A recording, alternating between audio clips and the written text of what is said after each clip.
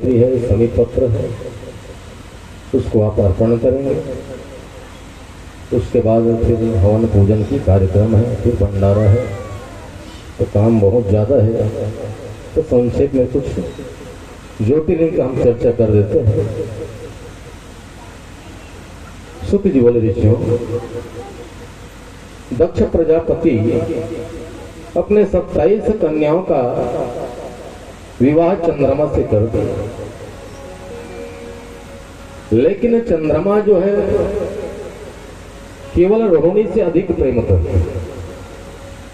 बाकी जो और पत्नी है उनके तरफ नजर उठा करके देखते थे। तो तमाम दक्ष की जो कन्या है आकर के अपने पिताजी दक्ष के आकर के शिकायत किए कि पिताजी वो तो हमारे तरफ नजर उठा करके नहीं देखते, केवल रोहिणी से वो प्रेम करते हैं। हम उसके दासी भी नहीं हो सकते, भूल के भी हमारे तरफ नजर उठा करके नहीं देखते। तो महाराज दक्ष जो है चंद्रमा को बुलाए, अब बुला करके समझाए, देखो चंद्रमा, जैसे रोहिणी है वैसी सभी ये सम्मानित है, सभी आपकी पत्नी हैं, सबों को एक समान प्रेम किया करो।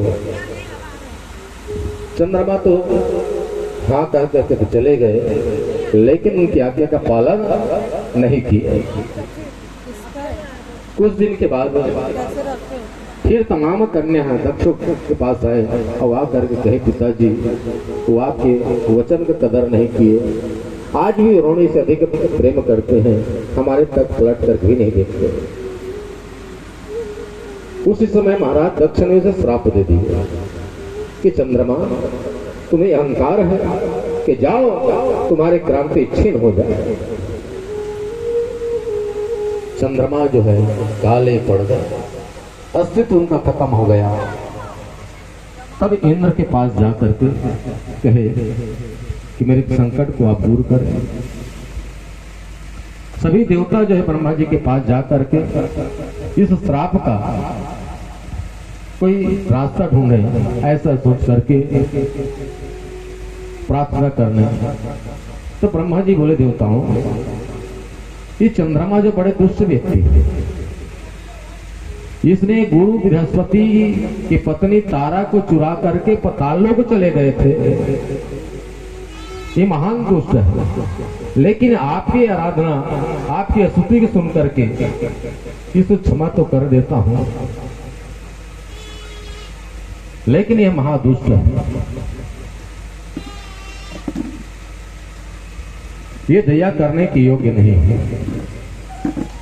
अगर इसके श्राप से मुक्ति अगर पाना है तो चंद्रमा जो है प्रभास क्षेत्र में जाकर के भगवान शंकर के पूजा अर्चना करें, और भगवान शंकर ही उनके जाकर के श्राप से मुक्त कर सकते हैं। तो प्रभास क्षेत्र में जाकर के ये चंद्रमा जो है भगवान शिव की आराधना करने लगे। तो भगवान शिव प्रकट होकर के कहे कि चंद्रमा, दक्ष की जो श्राप है उससे तो मैं मुक्त कर नहीं सकता, लेकिन इतना कर सकता हूं कि 15 दिन में तुम घटेगो और 15 दिन में आप बढ़ेंगे।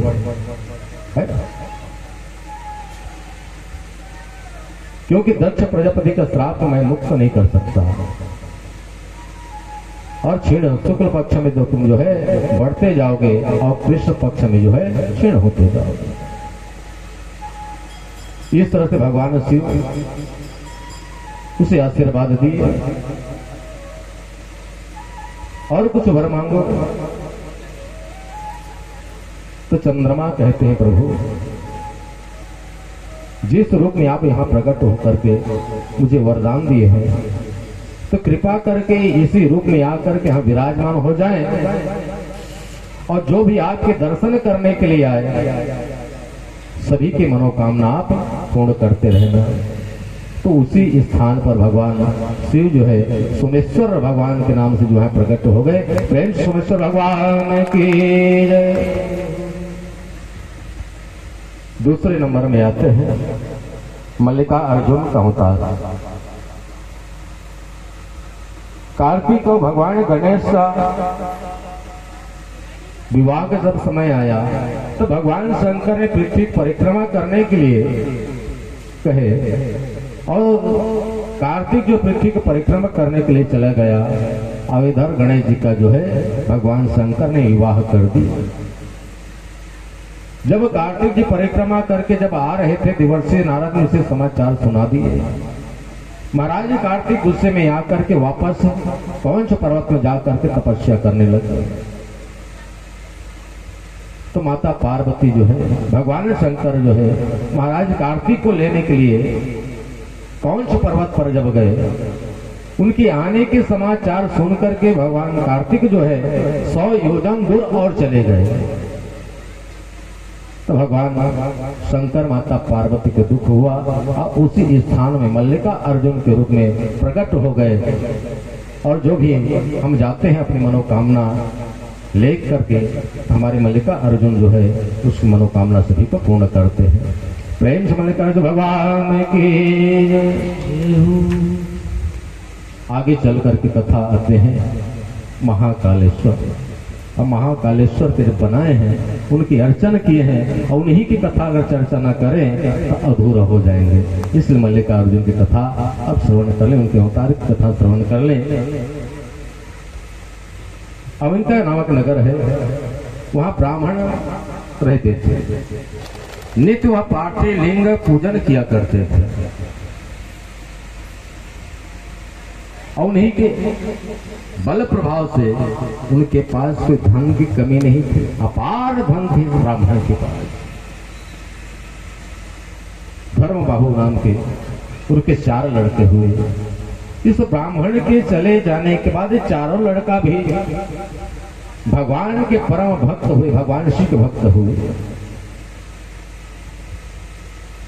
रत्नमाला नामक एक पर्वत थे, उसमें दूषण नाम का एक दैत्य रहता था। ये भी ब्रह्मा से वर प्राप्त करके अभिमान हो करके देवताओं को हमेशा कष्ट दिया करते थे। एक दिन घूमते घूमते अविंतापुर में पहुंचकर अपने बलशाली दानव मित्रों को बुला कर कहे कि तमाम संत सभी जो है मेरे डर के नाम से कंदराव में जा करके छुप गए हैं। मेरे पराक्रम के प्रभाव से सभी भयभीत हो चुके हैं, लेकिन ये जो 4 कुमार है, ब्राह्मण कुमार है, इसे मेरा भय दिखाई नहीं देता। एक काम करो, ऐसा इनके ऊपर अत्याचार करो ताकि दौड़ करके मेरे शरण में आ जाए और क्षमा की भीख मांगे। तमाम दैत्य जो है इन 4 कुमारों के पास जा करके अत्याचार करने लगे, विघ्न पैदा करने का प्रयास करने लगे, लेकिन इसे कोई असर नहीं हुआ, क्योंकि श्री में भक्ति में जो लीन होते हैं उसके को ऊपर कोई आपत्ति नहीं आती। तभी दूषण स्वयं जा करके कहते हैं, अरे ब्राह्मण तुम किसके बल पर बैठे हो? कहे हम भगवान शिव के बल पर बैठे हैं, उसकी अर्चना करते हैं। दानव आकर कहे, अभी तुम्हें और तुम्हारे ये शिवलिंग है, ये सभी को मैं खंडित कर देता हूं। ऐसा करके दुष्ट जो है, दानव जो है तलवार निकाले, और तलवार निकाल करके वो पार्थिव शिवलिंग जो पूजन कर रहे थे उसे खंडित करने का जैसे ही प्रयास किया, उसी शिवलिंग से जिस समय वहां काल जो प्रकट होते हैं और प्रकट होकर के जैसे ही हुंकार भरते हैं, उनके हुंकार भरते ही तमाम दैत्य जल करके भस्म हो जाते हैं। पुनः हुंकार भरे और हुंकार के भरते ही ये दैत्य भी जल करके नष्ट हो जाते हैं, है ना? तो ब्राह्मण देवता की रक्षा किए, कि ब्राह्मण पुत्र से कहा, बेटा वर मांगो, तुम्हारे तपस्या से प्रसन्न हो।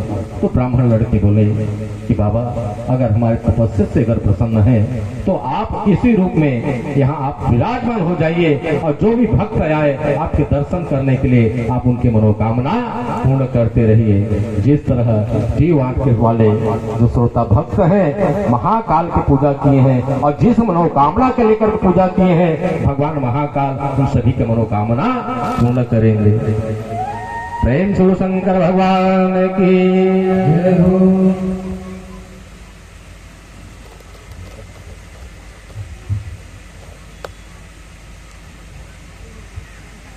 इसके आगे ओंकारेश्वर भगवान का जन्म हुआ, प्रकट हुआ। उसके बाद केदारेश्वर भगवान का अवतार हुआ। उसके बाद भीमेश्वर भगवान का अवतार हुआ। उसके बाद हमारे देवादेव बाबा काशी विश्वनाथ का जो है ना, क्योंकि अभिमुक्त नगरी है। भगवान शंकर कहते हैं जिसके भाग्य में होता है मेरे काशी में, चाहे जैसा भी हो, जिस स्थिति में हो, जो शरीर छोड़ देता है सीधे मेरे लोक धाम को प्राप्त हो जाता है। चाहे पापी हो चाहे पुण्यात्मा हो, लेकिन ध्यान रखना जो अगले जन्म जो पुण्य किए हैं उन पुण्य के प्रभाव से हमें काशी विश्वनाथ का दर्शन होता है, और उसी पुण्य के प्रभाव से वहां जाकर के शरीर भी छोड़ते हैं तो सीधे सीधे लोक धाम को प्राप्त होता है? ये काशी की महिमा है, देवादेव की महिमा है।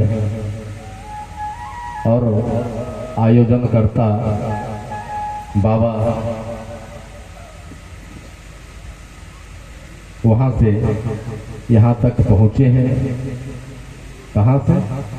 बिहार से। तो बिहार वाले बाबा की भी कुछ चर्चा करें। कांवर देवघर से सब आए हैं, उनकी अगर चर्चा नहीं करेंगे तो भी अधूरे हैं। लंकापति रावण जो है नित्य कैलाश जाते और भगवान देवादेव की पूजा अर्चना किया करते, उसको पाने के लिए निरंतर भजन करते, पूजन करते। फिर भगवान शंकर उनके लिए प्रसन्न नहीं हुए तो पंच अग्नि तप करके उस शंकर भगवान को प्राप्त करने के लिए आराधना करने लगे। बड़ा कठिन तपस्या करा। अपने पंच अग्नि में सिर को काट काट करके रावण जो है अग्नि में डालना प्रारंभ कर दिया। अंत में 10वां मस्तक काटना जैसे प्रारंभ करते हैं भगवान शंकर प्रकट हो जाते हैं। बेटा रावण, तेरे तपस्या से प्रसन्न हो, वर मांगो। रावण कहे, प्रभु अगर मेरे तपस्या से आप प्रसन्न हैं तो मुझे एक ही वर दें।